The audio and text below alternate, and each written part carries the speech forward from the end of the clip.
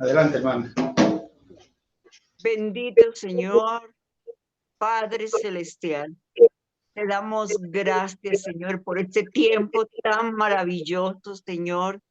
Un tiempo, Señor, que aprendemos y queremos, Padre Santo, que tú nos guíes con tu Santo Espíritu para que podamos guardar en nuestros corazones, Señor, en nuestra mente, en nuestro espíritu, todas estas enseñanzas que nuestro pastor Domingo, Señor, con empeño, con ganas, Señor, con esa dedicación que siempre Él tiene para este estudio, Señor, pongamos en práctica y podamos, Señor, dar ejemplo, dar testimonio en nuestra familia, en nuestras amistades, Señor.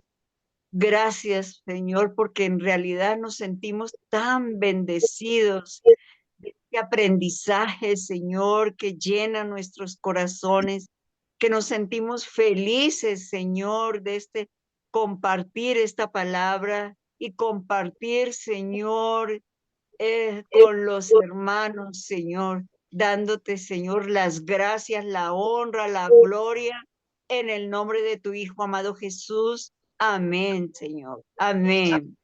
Amén. Amén. Pues mis hermanos, hoy vamos a continuar estudiando este capítulo 14 del libro de los Hechos y vamos hoy a ver el final del primer viaje misionero. Y es importante, hermanos, que nosotros que estudiamos la palabra de Dios tengamos claro algunos detalles que en sí no tienen que ver en nada, digamos, con la vida espiritual, pero nos ayudan como a poner un poquito más claro algunas cosas. Lo primero es que cuando Pablo y Bernabé salieron al trabajo misionero, todavía no se había escrito ningún libro del Nuevo Testamento. Esto es importante nosotros poder entenderlo. ¿Y qué predicaban ellos? ¿Con qué predicaban ellos? Con el Antiguo Testamento. Eran las escrituras que se conocían y a través de ellas mostraban que Jesús es el Cristo, algo maravilloso y extraordinario. Hoy día nosotros poder ver cómo en el Antiguo Testamento de diferentes maneras se habla acerca de Cristo, y nosotros podemos hallar que en el Nuevo Testamento se mencionan muchísimas enseñanzas que su origen, su base es el Antiguo Testamento, y esto con toda claridad. Ahora, según parece, el primer viaje misionero de Pablo y Bernabé los realizaron casi en 2 años, así que ellos salieron y se tomaron casi 2 años viajando de un lugar a otro. Salieron de Antioquía de Siria hasta retornar otra vez a aquella ciudad.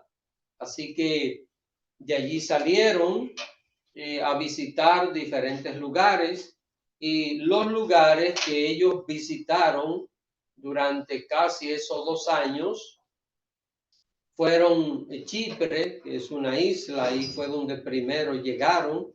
Por cierto, Bernabé nació en Chipre, así que él había nacido en Chipre, aunque era judío, pero era de los judíos griegos.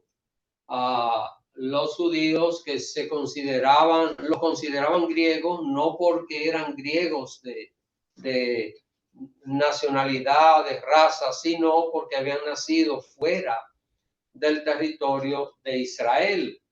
Así que comenzaron por Chipre, luego fueron a Perge, luego fueron a Antioquía de Pisidia. Recuerden, hay 2 tipos de Antioquía que se mencionan en el libro de los Hechos.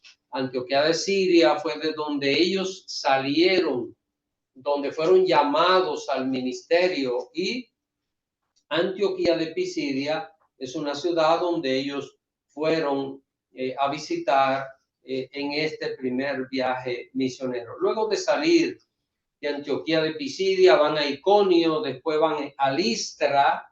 En Listra pasó un elemento distintivo de los demás lugares, y es que ahí Pablo fue apedreado y lo arrastraron y lo sacaron fuera de la ciudad pensando que el hombre estaba muerto.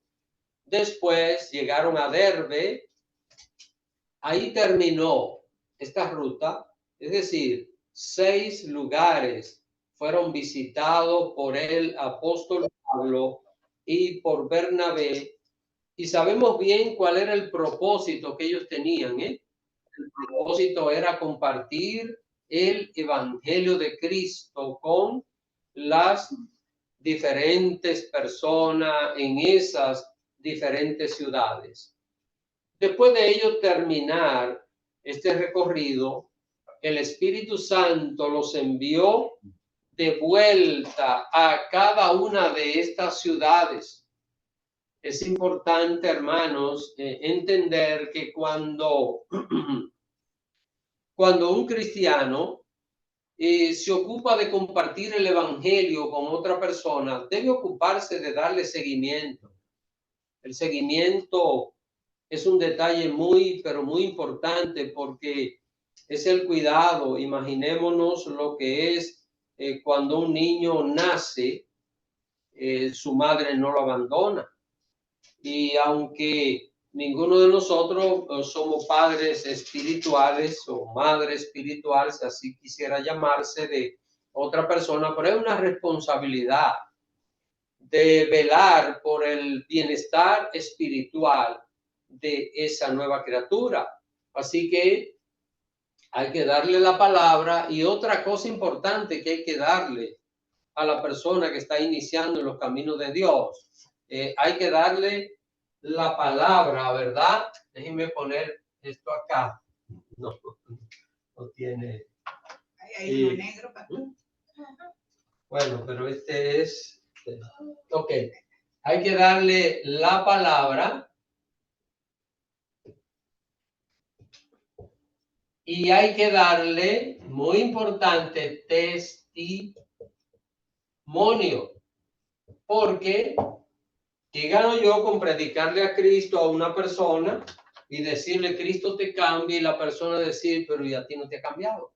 O quizá no se atreva la persona a decírnoslo, ¿verdad? Pero en el fondo diga, pero ¿y de qué me está hablando? Si me está hablando que Cristo me cambia, sin embargo, no, la persona no demuestra con los hechos ese verdadero cambio que Cristo produce. Así que noten, visitaron 6 lugares y luego volvieron otra vez.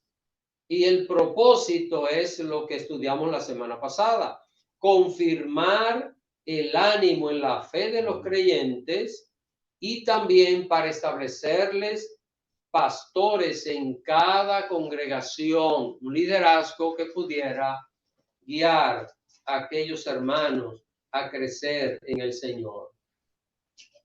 Pero miren algo que parece curioso. Luego vamos a recordar esto cuando estemos estudiando más adelante otros detalles, pero bueno, no será hoy, pero más adelante. Miren, de los 6 lugares que ellos visitaron en este viaje misionero, el primero no volvieron a pasar por ahí, que fue Chipre. Pasaron por los otros 5 lugares, pero no pasaron por Chipre por alguna razón que nosotros desconocemos, que no podemos saber por qué no volvieron otra vez por Chipre. Yo pienso que probablemente porque era una isla, tal vez llegar hasta allá, pero bueno, son especulaciones nuestras.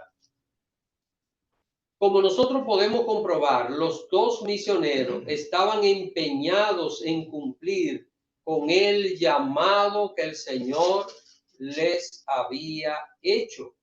Vamos a ver lo que dice Hechos, capítulo 14, verso 24 y verso 25. Y estaremos estudiando hasta el verso 28. Así.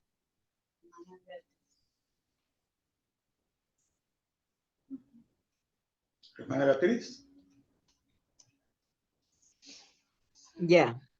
Hechos 14, unos 24 y 25. Pasando luego por Pisidia, vinieron a Panfilia y habiendo predicado la palabra en Pergue, descendieron a Atalia. Sí. ¿Qué estaban ellos haciendo? Estaban cumpliendo con el llamado que Dios les había hecho. Si yo preguntara en esta noche a todo el que está acá, ¿Dios le ha hecho algún llamado o no? Sí. Vamos a ver. ¿Qué piensan acerca de esto? Cuando recibimos, aceptamos al Señor Jesucristo, recibimos el Espíritu Santo, también recibimos los dones espirituales. Exacto, Y entonces el cristiano tiene salvación, ¿verdad? La salvación es la obra completa de Dios. Al conocer a Cristo, nosotros tenemos dones espirituales, que no es lo mismo que elementos naturales. Por ejemplo, hay talentos humanos que las personas tienen. No es lo mismo un talento humano que un don espiritual. Una persona puede cantar maravillosamente y hacerlo para Dios, pero ustedes saben que cantar es un talento natural, no es un don del Espíritu Santo, porque canta el que sirve a Dios y el que no sirve a Dios también canta. Y cuando una persona canta bien, no importa que sea cristiano o no, se nota que lo hace bien. Así que, pero también el cristiano tiene un llamado a usar ¿qué? ¿A usar qué? Los dones, porque ¿para qué da el Señor los dones? No es para que estén de adorno.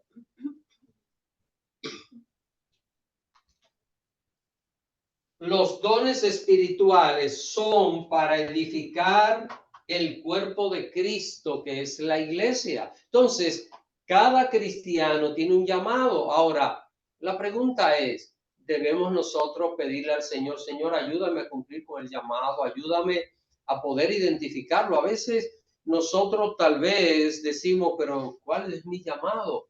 ¿Cuál es mi llamado? Miren, hay cosas específicas que Dios llama a cada cristiano, pero hay cosas que es un llamado general que Dios le hace a todos los creyentes. Por ejemplo, predicar el evangelio es un don del Espíritu. Es un mandato de Cristo, ven. No es un don, no es que el Señor le da dones a las personas para que prediquen el evangelio. No, todo cristiano está llamado a compartir el evangelio. Ahora, cuando estamos hablando ya de una predicación, de un ministerio pastoral, de un ministerio misionero, de un ministerio evangelístico, ya eso es otra cosa con respecto a la predicación. Pero todo cristiano tiene que predicar, porque predicar no es un don del Espíritu, es un mandato de Cristo a todo aquel que tiene salvación. Entonces, nosotros al predicar debemos juntar estas dos cosas. Recuérdense, muy importante, la predicación va a estar totalmente relacionada con esos dos aspectos. Predicamos la palabra y damos testimonio de Cristo a las personas que nosotros le compartimos el evangelio. Ahora, estos versículos que acabamos de leer parece como que no dicen mucho, pero hermano, lo que he explicado es lo que dicen estos versículos. Ellos fueron ¿qué? Llamados al ministerio. ¿Y qué hicieron? Dice, pasando por Pisidia, vinieron a Panfilia. Y habiendo predicado ¿qué? La palabra. Ven, es decir, en todos esos lugares, ya ellos, recuerden, habían pasado por ahí, ahora vuelven otra vez a confirmar la fe de los creyentes y a predicar la palabra de Dios. Esta ciudad que parece Italia, pero no es Italia, es Atalia. Atalia era un gran puerto que estaba donde hoy es Turquía, así que en la actual Turquía, y este puerto le servía de entrada a la gente que vivían en Siria y que vivían en Egipto, así que los egipcios y los sirios, ese era el puerto que ellos utilizaban para poder llegar a Turquía. Recuerden que cuando lean en la Biblia el Asia Menor en la Biblia es Turquía. Y todas estas ciudades que hemos mencionado hoy, como son Perge, Chipre no, Chipre es una isla que mantiene su nombre, en la actualidad igual, pero Perge, Antioquía de Pisidia, Iconio, Listra, Derbe, todas esas eran ciudades de Turquía, como también las 7 ciudades que son mencionadas en el libro de Apocalipsis: Éfeso, Esmirna, Pérgamo, Teatira, Laodicea, Sardis. Son ciudades que estuvieron en ese mismo lugar donde hoy es Turquía. Allí estuvieron estas ciudades. Así que es importante, hermano, que nosotros tomemos estos ejemplos. Yo pregunto, probablemente alguien confunda el ministerio de Pablo con el llamado de Dios a todo creyente a predicar la palabra. Pablo tuvo un ministerio y como el ministerio de Pablo no hay otro. Y no porque fuera superior a otro, sino porque Dios tiene un ministerio exclusivo para cada persona. Dios va a usar a cada creyente de una manera especial en el contexto de la vida de ese creyente. Así que nunca nos comparemos con otro cristiano por tal cosa. Nunca lo hagamos, porque eso no cuenta. Lo que sí debemos procurar, y cuando digo de compararnos, nunca diga, ay, yo quisiera hacer tal cosa como lo hace tal hermano. No, hágalo como Dios quiere que usted lo haga. Porque Dios ha repartido los dones a cada uno conforme a su propósito. Ahora, lo que sí debemos nosotros desear son los principios positivos que tienen otros creyentes. Eso sí, por ejemplo, una persona que ame mucho la obra de Dios, decir, uy, yo quiero amar la obra de Dios así. Una persona que esté dispuesta, por ejemplo, a sacrificar su tiempo y sus recursos para ayudar a alguien que necesite. Mirar eso y uno decir, wow, yo quiero eso, quiero hacer eso. Esos son principios que nosotros tenemos que desear tenerlos y que entiendo que Dios quiere incentivarnos. Entonces, como Pablo, no ninguno de los apóstoles, déjenme decirle que Pablo duplicó en trabajo a todos los demás. Ningún apóstol alcanzó lo que Pablo pudo alcanzar, ¿eh? Y ustedes saben quién fue este hombre al principio, ¿verdad? Era un azote contra la iglesia. Era el enemigo número 2 de la iglesia, era Pablo. El diablo. Recuérdense que ese lugar. Así es. El enemigo número 1 de la iglesia es Satanás. El número 2 era Pablo de aquel tiempo, ¿eh? Sin embargo, miren ahora, hermanos, cómo el Señor se glorifica. La verdad es que pensando y mientras he estado preparando estos estudios bíblicos, he estado meditando tanto de tantas cosas. ¿Quién podía imaginar que el hombre que hizo que la iglesia se disgregara, que salieran huyendo de Jerusalén, que los cristianos anduvieran escondiéndosele a este hombre, que ese hombre iba a ser el primero en escribir los primeros libros del Nuevo Testamento, de la iglesia cristiana. O sea, ¿cómo puede alguien imaginar algo así? Hermanos, recordemos siempre, el que cambia es el Señor. Usted y yo debemos tener la fe y la confianza en lo que Dios puede hacer. Y siempre compartir la palabra, siempre compartir el evangelio. Hace un ratito veníamos conversando con Lee y le decía, mira, no te cargue con las cosas que tú no puedes llevar, porque Dios te da la capacidad de hacer lo que tú puedes hacer. Pero hay cosas que nosotros no podemos hacer, las que le toca al Señor. Entonces vamos a cumplir con la parte nuestra, con lo que nosotros podemos. Yo puedo transformar un corazón. Yo puedo transformar un corazón. Yo no puedo transformar ni siquiera el mío. El Señor. Pero es el Señor.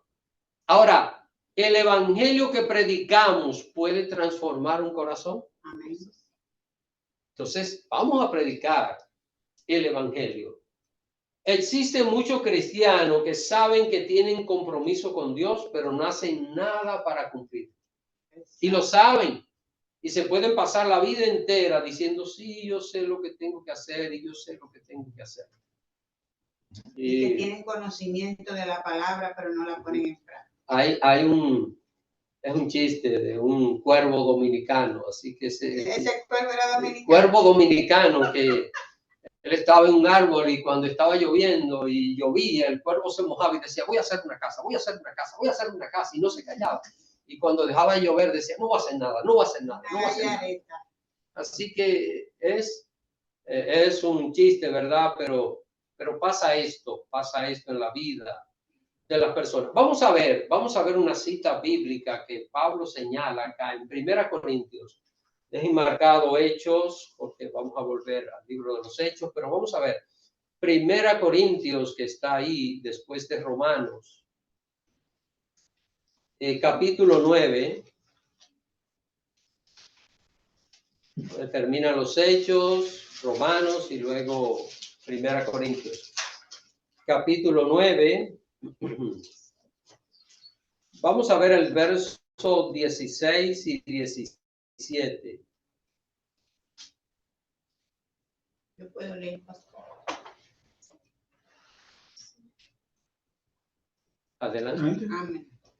Pues si anuncio el evangelio, no tengo por qué gloriarme, porque me es impuesta necesidad y ay de mí si no anunciare el evangelio.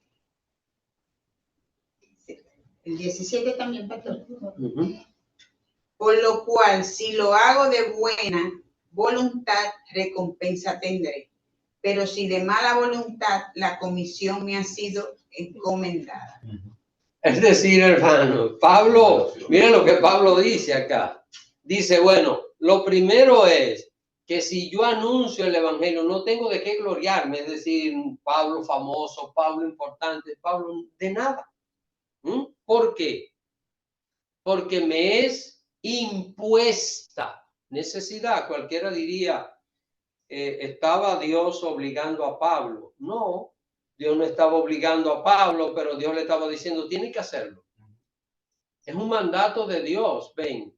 Porque cualquiera diría, pero Dios no obliga a una persona a servirle. No, Dios no obliga a una persona a servirle. Pero cuando mandó a Jonás a ir a Nínive a predicar y Jonás se fue para Tarsis, ¿qué le pasó?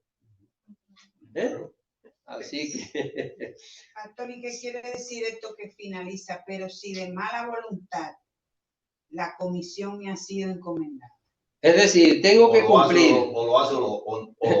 Tengo que cumplir.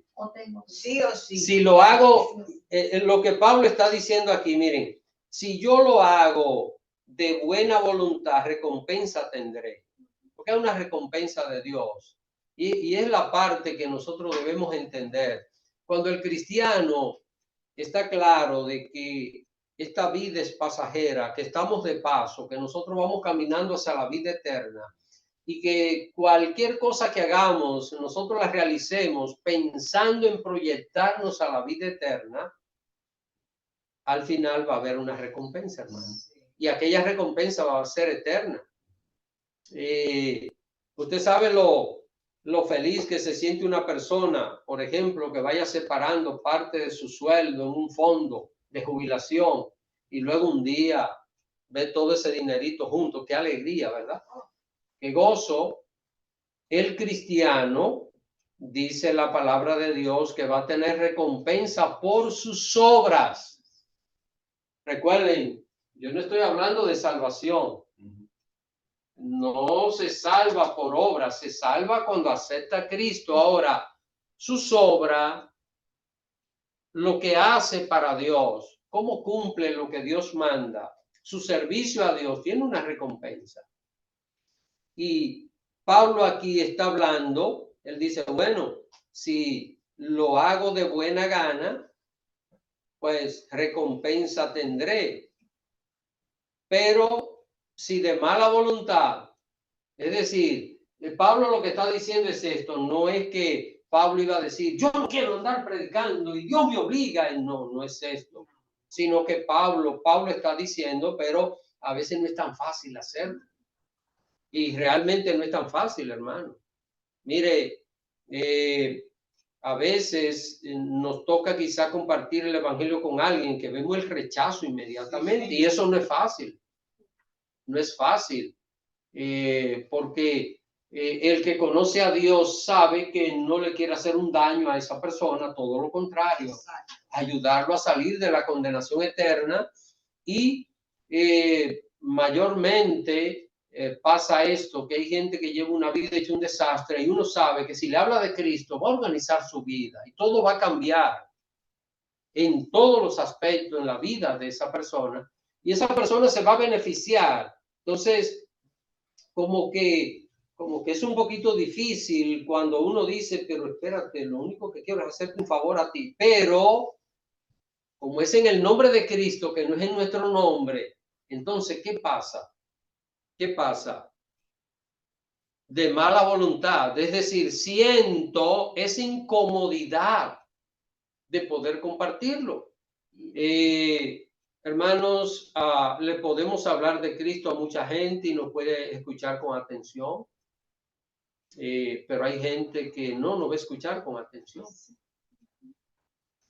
Y aquí volvemos otra vez al caso del mismo Pablo. Le hablarían de Cristo a Pablo cuando era el hombre perverso, le hablarían. ¿Y qué haría Pablo? Querría golpear al que le hablaba de Cristo. ¿Y qué terminó siendo este hombre? Así que aquí está el punto, aquí está la parte importante. Entonces, hermano, lo que estamos viendo es que Pablo está cumpliendo con el llamado, con el compromiso que Dios le ha puesto. Entonces, nosotros como cristianos, después de ser salvos, tenemos que usar los dones espirituales y el llamado de Dios para predicar el evangelio. Y predicamos el evangelio con dos partes, ¿verdad? Con dos partes. Con la palabra y con el testimonio. Hay un hermano que lo escuché cantar una canción, él es de Guatemala, él canta canciones así muy prácticas. Y tiene una canción que se titula Pastor, véndame la puerta de la iglesia. Entonces, una historia que narra de un niño que fue donde el pastor y le dijo, pastor, ¿usted me puede vender la puerta de la iglesia? Y el pastor le pregunta, pero niño, ¿pero por qué nosotros necesitamos esta puerta? Además, ¿para qué tú quieres la puerta de la iglesia? Él dijo, sí, porque papá y mamá cuando entran por esa puerta son diferentes. Diferente a lo que son en casa. Pastor, véndame la puerta de la iglesia. Es decir, el niño pensaba, bueno, si yo pongo esta puerta en mi casa, cuando papá y mamá entren por esa puerta, van a ser diferentes. Es una canción que tiene un mensaje, ¿verdad? Que tiene un análisis. en cuanto a estas cosas. Si hay personas que predican muy bien, predican muy bien, pero no tienen un testimonio bueno. Entonces, ¿esa palabra llegará a eso? Sí, sí. Puede que llegue la palabra, Sí, porque sí. Dios es el que hace Sí, la obra, ¿no? sí. La palabra llega. Lo que pasa es lo que Pablo dice que yo habiendo sido heraldo de muchos, no venga yo a ser eliminado. Porque yo conozco personas que están en la iglesia que otro lo invitó y ese que lo invitó no le sirve a Dios. Entonces uno dice, ¿cómo es esto? Hermana bueno, mire, yo no estaba pensando en ustedes, pero quien lo invitó a ustedes para venir a las reuniones Se desapareció. no, y no quiere servir a Dios. Entonces uno dice, ¿cómo son las cosas? ¿Cómo hay cosas en este mundo que uno no... A mí me pasó lo mismo también. ¿Mm? Ella que me invitó a la iglesia, Uh-huh. no sirve a Dios ahora. Sí, eso pasa, hermano. Y son cosas que humanamente hablando uno no tiene como una explicación, un análisis que uno pueda hacer. Pero Dios usa hasta las piedras, ¿no? Sí, porque es la palabra.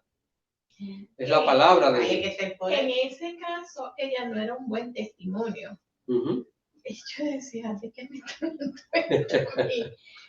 Pero vino una segunda persona y me llama y me dice, Ni, que fue Yuma. Uh-huh. Me dice, Ni, ve, porque yo fui y me gustó mucho y qué sé yo. Y entonces yo dije, bueno, voy a ver, voy a ver qué resulta de esto.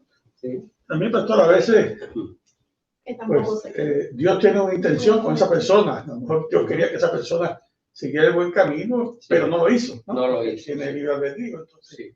en un momento hizo un bien, pero después Sí. se descarrila. Y recuerden, hermanos, que cuando Jesús habla acerca de la predicación, él toma el ejemplo del sembrador. Recuerden la parábola del sembrador, dice que una semilla cayó en el camino, otra semilla cayó entre pedregales, otra cayó entre espinos, y si notan, la que cayó entre pedregales dice que nació, pero se secó porque no hizo profundidad. Pero hay otra que cae en buena tierra, que da frutos.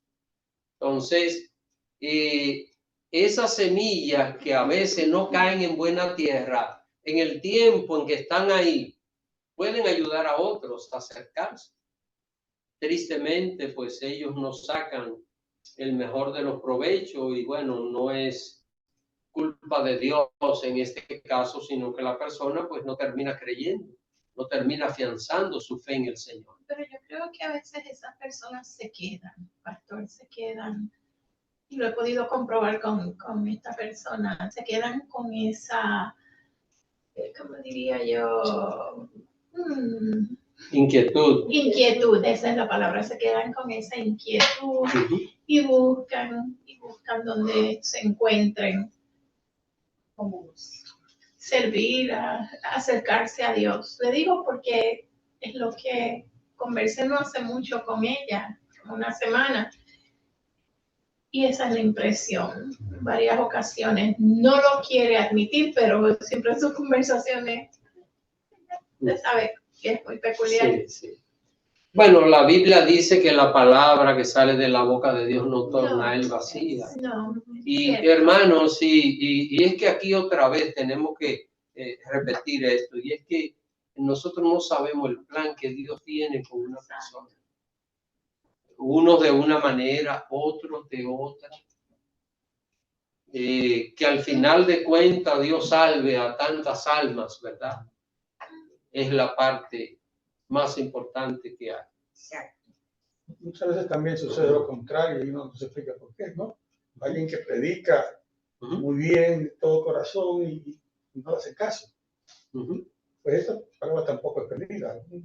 Sí. En algún momento sí. tocará a alguien.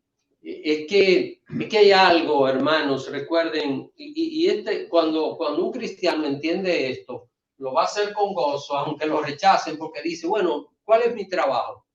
Compartir el evangelio, hablarle a las personas. Dios se va a encargar de hacer la obra en el corazón de esa persona. Y Dios se va a glorificar de diferentes maneras. Un detalle importante de la persona que trabaja para Dios, hablando acerca de Saulo y de Bernabé en el viaje misionero, es que anda en orden en todos los sentidos. Busquen una persona que trabaja para Dios, de verdad, de corazón, anda en orden. Y cuando estamos hablando de andar en orden acá, es una referencia a de dónde salieron Pablo y Bernabé, de dónde salieron al ministerio. Antioquía de Siria. ¿Y a dónde llegaron? Vamos a ver, Hechos 14:26. Vamos a ver.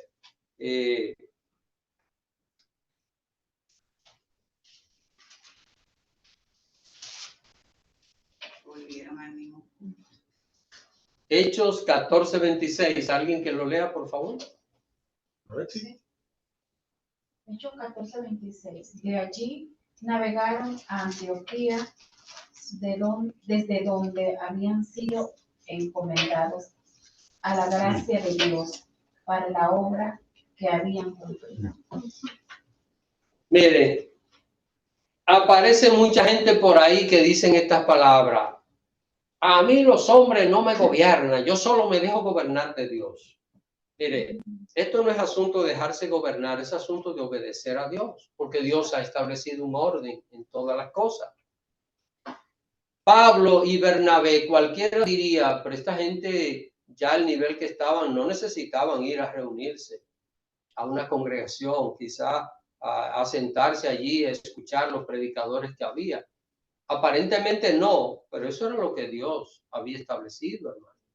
Era lo que Dios había establecido. Hay un orden y en todo esto Dios quiere tratar con cada uno de nosotros, porque déjeme decirle que ningún cristiano debe estar sujeto a nadie, y cuando hablo de nadie me estoy refiriendo, ningún cristiano está sujeto a un pastor, está sujeto a un misionero, a un predicador, está sujeto a Cristo, no a esa persona, pero tiene que respetar el orden que Dios ha establecido. Claro, porque solo no va, tiene que también tener un líder que lo guíe, que cuando necesite lo aconseje, que lo enseñe. Y que el compartir de todos, hermanos, porque, por ejemplo, y voy a citarme, no por ser el mejor caso, pero porque es el que está presente ahora. Yo me la paso enseñando, pero no creen ustedes que no aprendo. Lo escucho hablar y yo voy a aprender. Y hay cosas que ustedes la dicen que probablemente yo nunca le he pensado así. Porque es la obra del Espíritu Santo. Cuando un cristiano piensa que ya lo alcanzó todo, que lo logró todo, comienza a fracasar inmediatamente. Porque, ¿qué es la iglesia? ¿Qué es la iglesia? El cuerpo de Cristo. ¿Y de cuántos miembros está compuesto el cuerpo? ¿Ah?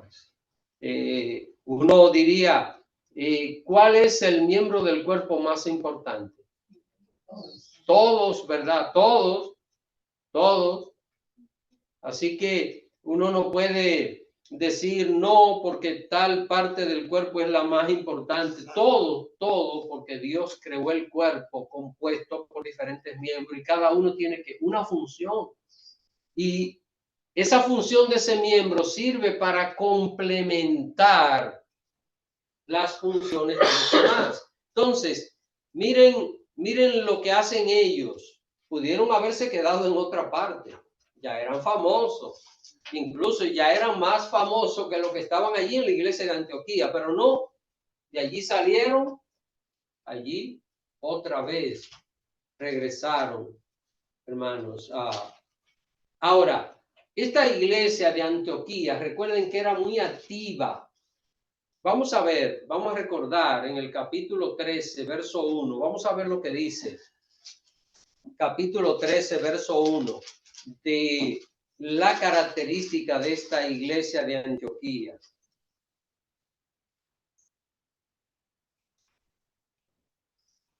¿Alguien quiere leer? Yo puedo leer. Leo, pastor. Sí, si no hay nadie que se motiva, pues adelante. Bien, Hechos 13, versículo 1. Había entonces en la iglesia que estaba en Antioquía profetas y maestros. Bernabé, Simón, el que se llamaba Niger, Lucio, de Cirene, Manaén, el que se había criado junto con Herodes, el tetrarca, y Saulo. Noten, hermanos, lo que dice, en aquella iglesia había un liderazgo sólido. Dice que había profetas y maestros que estaban en aquella congregación. Así que era una iglesia muy activa. Recuerden que en una ocasión, cuando, bueno, la primera vez que Pablo fue comisionado para algo, fue para llevar una ofrenda a la iglesia de Jerusalén. ¿Y de dónde le enviaron? De Antioquía. Preocupado por el bienestar de otros creyentes en otras partes. Así que cuando nosotros vemos el caso de la iglesia de Antioquía, era una iglesia muy activa, un liderazgo muy maduro, hermanos. Recuerden que esta iglesia es la que viene a marcar el avance que Cristo quería en su iglesia. ¿Por qué? Porque Jesucristo dijo que debían ir y hacer discípulos a todas las naciones, ¿verdad? Y luego dice, pero recibiréis poder cuando haya venido sobre vosotros el Espíritu Santo y me seréis testigo en Jerusalén, Judea, Samaria y hasta lo último de la tierra. Sin embargo, los judíos, ¿dónde estaban? En Jerusalén concentrados. Pero esta iglesia comenzó a predicarle a otros que no eran judíos y a ganarlos para Cristo. Aquella iglesia creció de una manera grande, no solo en membresía, sino creció en madurez y creció en el aspecto espiritual. Ahora, ¿qué piensan acerca de esto? Cuando aquí mirando este capítulo 13, dice que en el verso 2 que el Espíritu Santo separó a Bernabé y a Saulo, entonces dice en el 3 que habiendo ayunado y orado, les impusieron las manos y lo despidieron. ¿Sería que le dijeron váyanse o le echaron algo en el bolsillo? ¿Qué piensan? Vamos a ver, esto es una pregunta. ¿Qué piensan ustedes?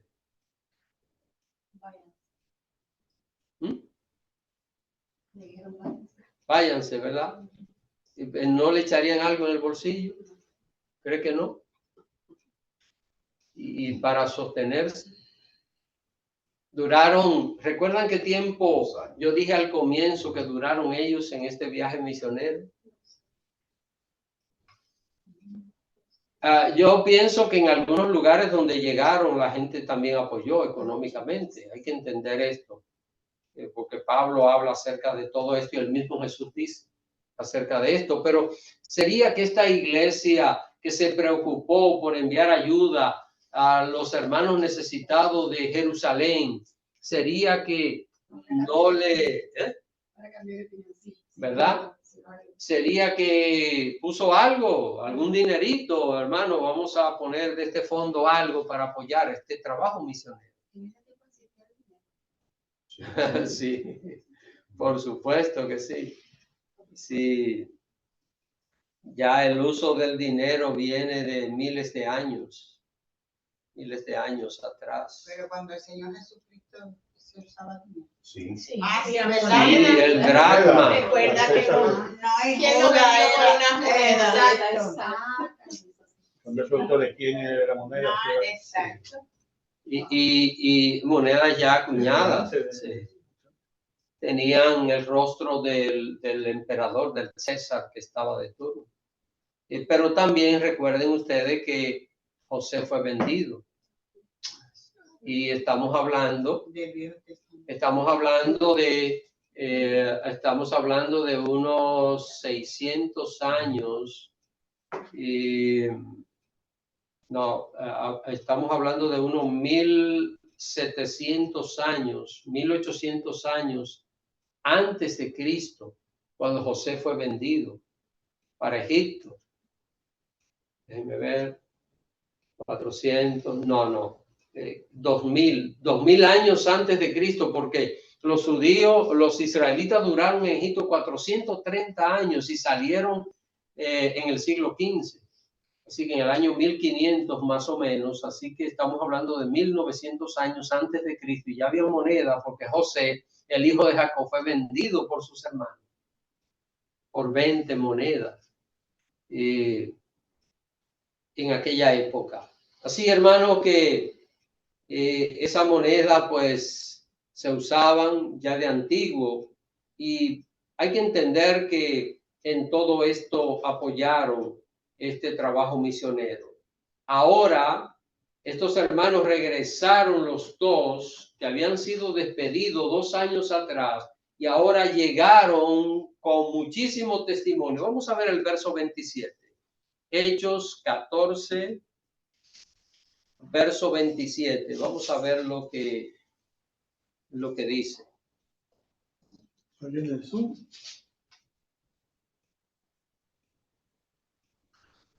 Le damos hermana Jubiela, que no ha hablado todavía. Hermana Batis, usted viene después. Deme el turno, Betty. 27. Y habiendo llegado y reunido a la iglesia, refirieron cuán grandes cosas había hecho Dios con ellos y cómo había abierto la puerta de la fe a los gentiles. Así que, hermanos, llegaron ellos, y ¿qué pasó? ¿Reunieron a qué? A la iglesia. Reunieron a la iglesia. ¿Qué es la iglesia? El cuerpo de Pero sí, nosotros. Nosotros. es la reunión de los santos, de los hijos de Dios. Para que haya iglesia debe haber asamblea, hermano, debe haber una reunión. Por eso, cuando una gente dice, no, yo puedo ser cristiano sin ir a una iglesia, esa no ha entendido lo que es el evangelio de Cristo, porque Cristo habla de su iglesia, y cuando habla de la iglesia, miren lo que dice aquí: y habiendo llegado, reunido a la iglesia. Y es lo que nosotros vamos a ver en todo el libro de los Hechos. La reunión de los santos, se reunían todos los días en el templo, por las casas.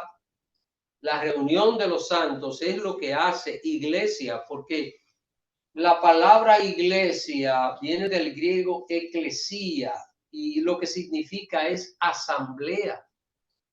Cuando hablamos de la iglesia, estamos hablando de la asamblea, de la reunión de los santos. Por eso, a veces nosotros confundimos el templo con la iglesia y decimos, ahí hay una iglesia, pero un templo. Eclesia. Eclesia. ¿Qué es eso, hebreo?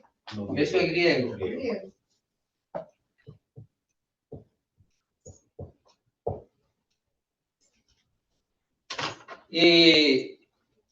Que de ahí viene el término iglesia,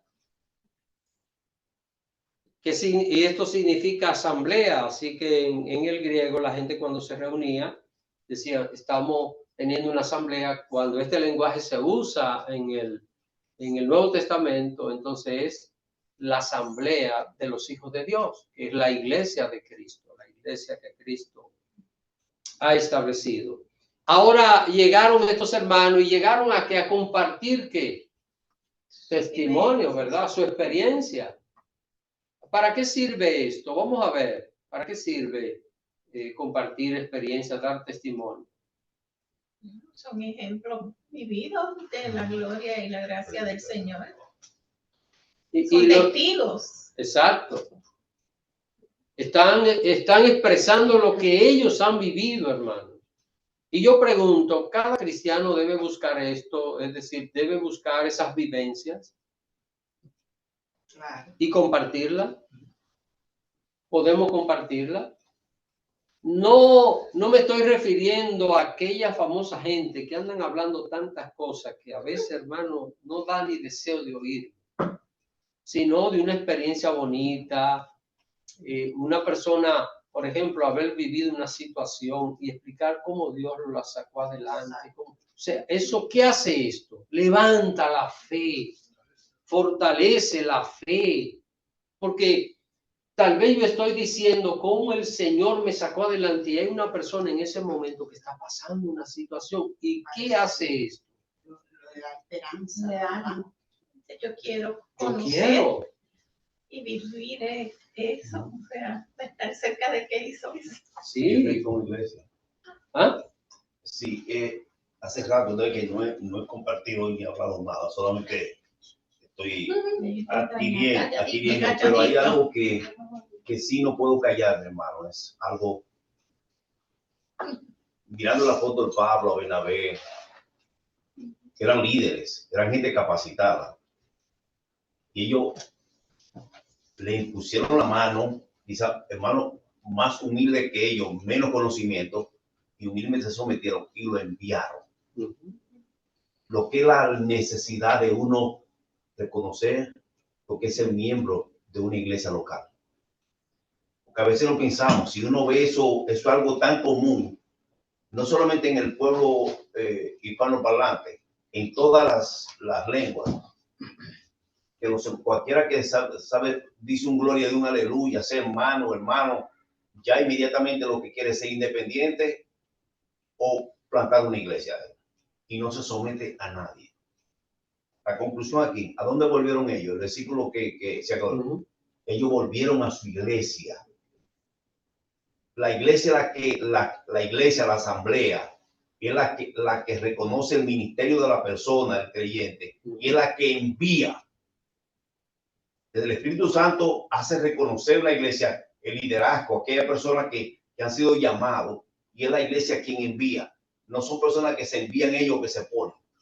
Y hoy eso es lo que vemos hoy en día, lamentablemente decirlo. Por eso la necesidad de nosotros someternos los unos a los otros. De nosotros reconocer que Dios nos establece en una congregación. Y usamos la expresión dominicana, no es para andar como chivos sin ley. Porque la palabra dice someteos los unos a los otros. Y reconocer a aquellos que Dios ha llamado a ir a la vanguardia, no que son superiores a nosotros, porque lo que son es servidores. Nos sirven un don que Dios le ha dado. A cada uno Dios nos ha dado la capacidad de ese don. Nosotros vamos a servir al Señor, pero debemos como iglesia someternos y reconocer lo que es el miembro de una iglesia local, porque es bíblico. No es para andar, que yo no me someto a nadie, ni tengo que darle, reportarle a nadie, ni tengo que darle cuenta a nadie. Eso es antibíblico. Yo le he llamado a someternos los unos a los otros. Seguro. Y la misma rendición de cuentas es parte de lo que un cristiano tiene que practicar, hermano. Y cuando hablo de rendición de cuentas, no estoy diciendo que tenemos que estarle diciendo a otro todo lo que hacemos y confesándole a otro, pero eso nos ayuda, porque cuando un hermano ve que nosotros no andamos bien y se acerca, hermano, cuida esto, ese hermano nos está cuidando a nosotros espiritualmente. Está velando por nuestro bienestar espiritual. Y también, hermanos, cuando yo sé, miren, el cristiano no tiene que andarse cuidando de la gente, pero también tiene que cuidarse de la gente. Es decir, tenemos que dar testimonio ante Cristo, pero también ejemplos delante de la gente. Entonces, en este sentido, uno tiene que decir, bueno, debo comportarme bien, porque si me ve alguien en algún lugar haciendo algo que no es adecuado, voy a dar un mal testimonio de Cristo. Ven, entonces, aunque yo no debo de andar pensando en la gente, sino en el Señor, pero también tengo que pensar en la gente, porque ¿quiénes me rodean? Son las personas. Dios conoce mi corazón, pero quienes me rodean son las personas. Sobre eso, yo pienso que una persona que realmente está, vamos a tomar usted como ejemplo, que está en los caminos del Señor, que lleva la palabra, que es conocedor de la palabra, que vive la palabra, se convierte en un ejemplo. Se convierte en un ejemplo y se dan las cosas, se dan porque tiene el amor de Cristo. Y eso se nota. Esos son los frutos del Espíritu. Sí, frutos. Esos son los frutos del Espíritu. Que aunque usted diga, estoy cansado y esto y aquello y no puede, pero siempre va a demostrar que Dios está en su corazón, porque está en su corazón y usted no va a hacer lo incorrecto. Mi pastora, Pienso yo así. Las personas que liberan o están en la iglesia están siendo, esas personas, los demás los están mirando. Sí, por Los supuesto. están mirando más que a cualquier otro, los están mirando qué es lo que hacen, porque de ahí se quieren agarrar para salirse. Sí. Sí. Alguien se quejaba, decía, pero antes yo tenía una religión y no importaba lo que yo hiciera, nadie me decía nada. Y ahora, como cristiano, cuando cometo un error, me están atacando inmediatamente. Y le dijeron, hermano, es que ahora tú eres luz. Antes tú tenías una simple religión, pero ahora tú eres luz. Ahora tú eres un verdadero hijo de Dios. Y tiene que dar testimonio. Esa es la diferencia, hermano. Esa es la diferencia, porque ¿qué dijo Jesús? Jesús dijo, vosotros sois la sal de la tierra. Vosotros sois la luz del mundo. Aunque sabemos bien que la luz que nosotros tenemos es como la luz de la luna, ¿verdad? Que recibe luz del sol. Usted y yo tenemos que la luz de Cristo. Pero tenemos luz, iluminamos. Entonces cuando se apaga un poquito esa luz, se nota. Porque ahora mismo acá donde nosotros estamos, si se apaga la luz un momento, todo lo vamos a notar. Eso pasa con la vida de un cristiano. Cuando un cristiano hace algo malo por ahí, es como un pequeño apagón, ¿verdad? Y se va a notar. Y la gente va a decir, se apagó. Se apagó. Así que, pero esto es importante porque esto refleja que realmente Cristo está en nosotros. Aún hasta cuando nos equivocamos, ¿no? Porque se nota que hay un cambio. Bueno, vamos a leer el último versículo, el verso 28, y hay una pregunta, y con esto vamos a concluir. Vamos a analizar una pregunta que yo tengo acá. Vamos a ver.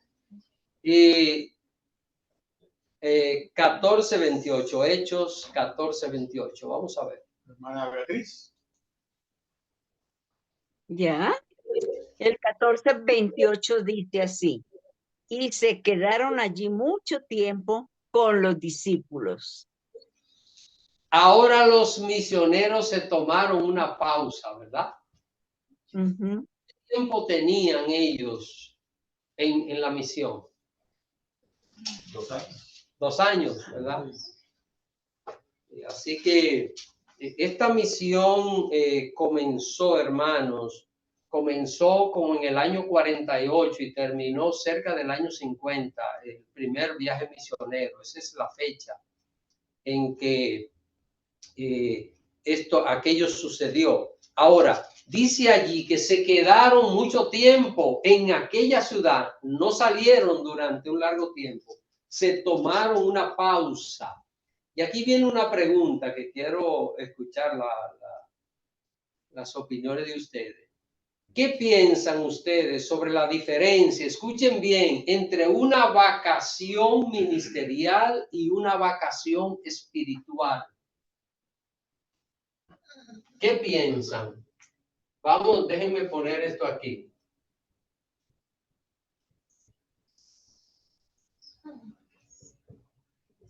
Vacación espiritual es como que uno Deje uno de orar y deje de tener la relación que tiene con el Señor. Y la ministerial se entiende, Sí, pero espiritual es la que no se debe tomar. ¿Están de acuerdo con la hermana Enid? Sí. Vamos a ver. Creo que alguien va. La hermana Enid dijo que la espiritual es que se debe tomar. Que no se debe. Tenemos mano levantada. Vamos a ver. Hermana Bielka. Vamos con hermana Bielka y después con hermana Doralisa.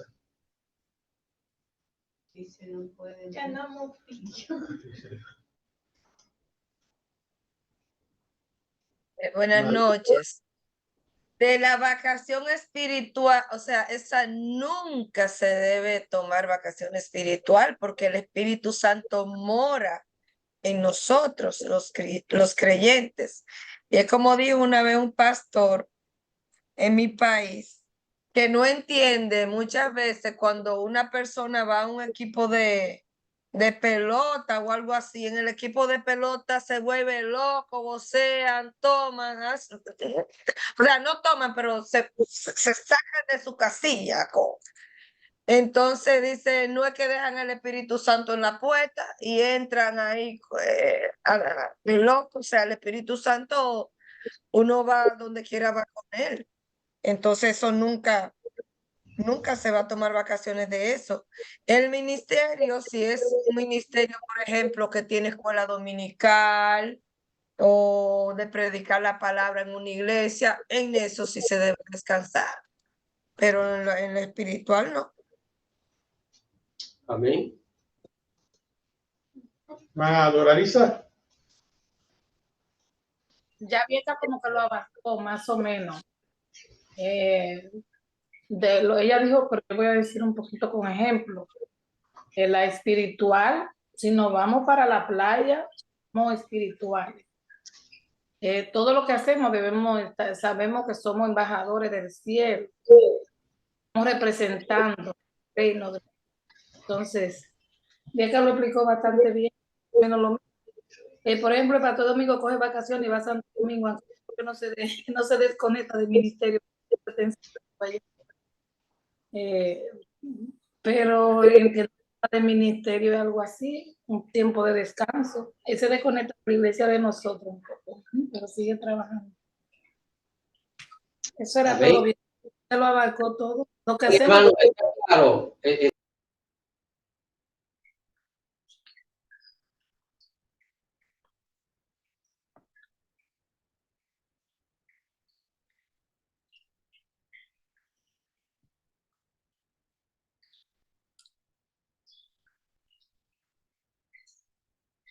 No se oye, lo puso en mute. Poner mi micrófono. Ok, ahora sí. Muy bien. Decía, hermano, que nosotros podemos tomar una vacación ministerial, pero jamás una vacación espiritual. Porque el diablo, si nos atrapa con una vacación espiritual, nos va a hacer mucho daño. El descuido espiritual va a producir mucho daño en la vida de un cristiano. Así que hay que cuidar estas cosas, hermanos. El cristiano no puede descuidar su vida espiritual. Y Carmen y yo nos vamos de vacaciones, pero nosotros nunca intercambiamos nuestro tiempo de oración. Ese es un tiempo que está aparte, no importa dónde estemos, es un tiempo de oración y tenemos motivos de oración permanentes y eso no lo cambiamos en ninguna parte.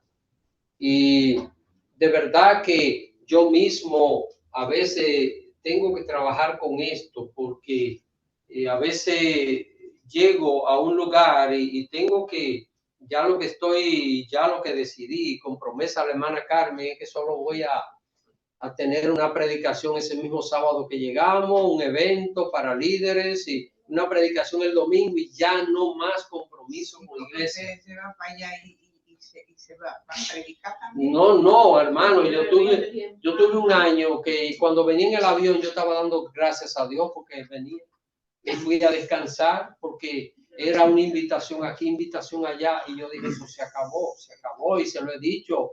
A los pastores les digo, usted me ama, pues yo necesito descansar y vengo a descansar. Bueno, pues nosotros lo hacemos. Ahora, miren algo que yo no hago.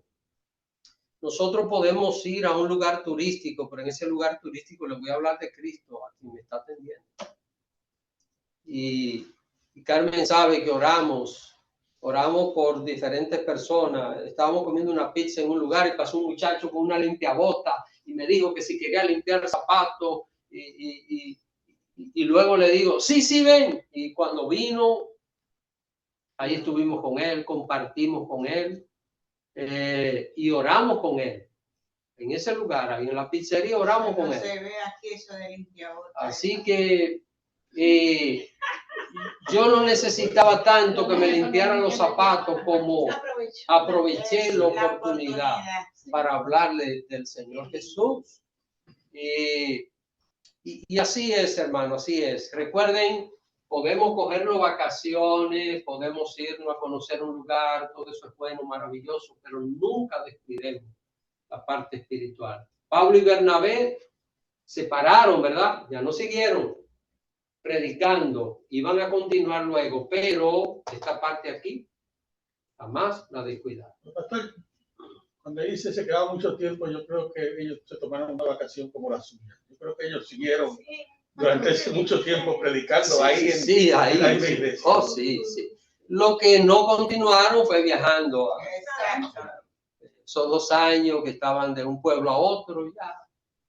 Hay una pregunta con relación a la vacación espiritual. Y ahora se usa un término mucho sobre el año sabático. ¿La ha oído? Sí, sí, sí. Sí, es un calificativo para como detenerse en una actividad ministerial durante un tiempo y no seguir ejerciéndolo durante un tiempo. Pero que también depende del tipo de ministerio que la persona realice, qué es lo que está haciendo. Porque un misionero puede hacer esto, pero un pastor no es tan posible poder hacerlo, salvo que sea alguna circunstancia muy especial. Pero de otra manera no es tan fácil. O sea que todo va a depender. Un pastor se toma 1 año de vacaciones. Pues muchas de esas sabáticas es para hacer algo, no es para descanso. Por ejemplo, si personas que trabajan 1 año sabático para estudiar. Exacto. Es para hacer algo preocupado. Pero dejan de hacer una cosa, Sí, pero sí, para... Sí, Pero sí. relacionado con crecimiento Sí. en el área. Bueno, esto es un caso de una persona que yo conocía que ella tenía varios ministerios en una iglesia. Y resulta que en estos días la vi en el Facebook, en la playa, en bikini, en hilo dental, con canciones de Bad Bunny.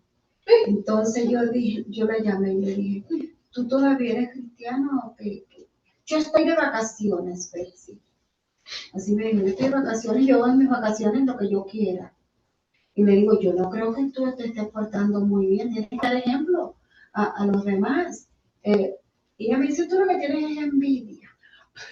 Tú lo que tienes es envidia, porque como tú no lo haces, yo, ay Dios mío, no pienses así, tú eres cristiana, yo pienso que tú eres cristiana y tú tienes que dar ejemplo. Ahora, si tú crees que es envidia y que yo te estoy juzgando, me dijo que yo le estaba juzgando, yo le digo, no, yo te estoy amonestando, yo te estoy haciendo ver, pues la verdad, llama a tu pastor o mándale ese video a tu pastor, a ver que tu pastor, ¿tú crees que tu pastor te va a juzgar o te va a amonestar? Yo lo que estoy tratando de ayudarte para abrirte los ojos, pero bueno, si tú piensas así, yo no puedo hacer nada. O sea, lo que me dio a entender fue, pastor, lo que yo me di cuenta que ella se lanzó para el mundo, porque es que uno, ¿cómo uno va a hacer eso? Se cogió una vacación espiritual. Sí, ministerial espiritual. Hermanos, miren, el cristiano tiene que dar testimonio de Cristo en cualquier circunstancia. Yo lo que digo, pastor, es que cuando el mismo Espíritu Santo es que le va poniendo a la persona el cómo vestir, el cómo comportarse. Porque en el caso mío, cuando yo me voy a vestir para cualquier ocasión, ya yo no busco como yo me quería vestir antes, sino que ahora veo como que ya no me anima a ponerme cosas más conservadoras, cosas más. Entonces, cuando una persona, no es juzgando a nadie, pero cuando una persona no da los frutos, como usted dice, pues está de vacaciones espirituales. Porque es que el Espíritu Santo no te deja, te redarguye. Bueno, a una persona puede resistir el toque del Espíritu Santo. Eso ya es otro asunto. Una persona puede no hacer caso a lo que el Espíritu Santo le está diciendo. Eso se llama cuando una persona endurece su corazón. Sí. Pero ya eso tiene otra connotación. Exacto. Y esto ya traería otro tema diferente que ya hoy terminamos. Así que lo dejamos hasta aquí por hoy, mis hermanos. La próxima semana vamos a comenzar a estudiar este capítulo 15, que es maravilloso. Capítulo 15 del libro de los Hechos. ¿Nos puede hablar un día de eso? De cuando las personas endurecen su corazón. Sí, sí, podemos tratar ese tema, sí, cómo no. Terminamos. Sí.